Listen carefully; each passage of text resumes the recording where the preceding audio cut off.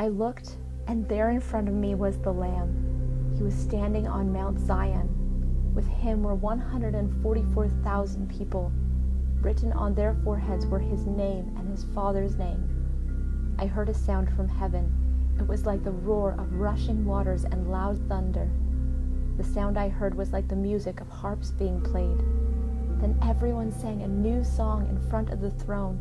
They sang it in front of the 4 living creatures and the elders. No one could learn the song except the 144,000. They had been set free from the evil of the earth. They had not committed sexual sins with women. They had kept themselves pure. They followed the Lamb wherever he goes. They were purchased from among human beings as a first offering to God and the Lamb. They told no lies. They are without blame.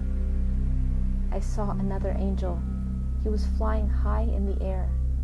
He came to tell everyone on earth the good news that will always be true. He told it to every nation, tribe, and people, no matter what language they spoke.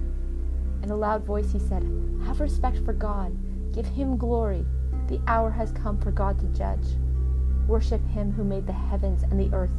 Worship him who made the sea and the springs of water." A second angel followed him. He said, "Fallen! Babylon the Great has fallen. The city of Babylon made all the nations drink the strong wine of her terrible sins." A third angel followed them. He said in a loud voice, "There will be trouble for anyone who worships the beast and its statue. There will be trouble for anyone who has its mark on their forehead or their hand. They too will drink the wine of God's great anger. His wine has been poured full strength into the cup of his anger. They will be burned with flaming sulfur. The holy angels and the Lamb will see it happen. The smoke of their terrible suffering will rise forever and ever, day and night. There will be no rest for anyone who worships the beast and its statue. There will be no rest for anyone who receives the mark of its name. God's people need to be very patient. They are the ones who obey God's commands, and they remain faithful to Jesus. Then I heard a voice from heaven. "Write this," it said. "Blessed are the dead who die as believers in the Lord from now on."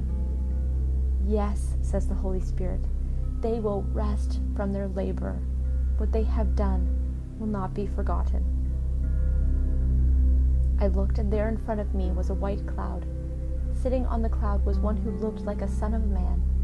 He wore a gold crown on his head. In his hand was a sharp, curved blade for cutting grain.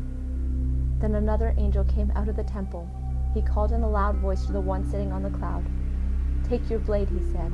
"Cut the grain. The time has come. The earth is ready to be harvested." So the one sitting on the cloud swung his blade over the earth, and the earth was harvested. Another angel came out of the temple in heaven. He too had a sharp, curved blade. Still another angel came from the altar. He was in charge of the fire of the altar. He called out in a loud voice to the angel who had the sharp blade. "Take your blade," he said, "and gather the bunch of grapes from the earth's vine. Its grapes are ripe."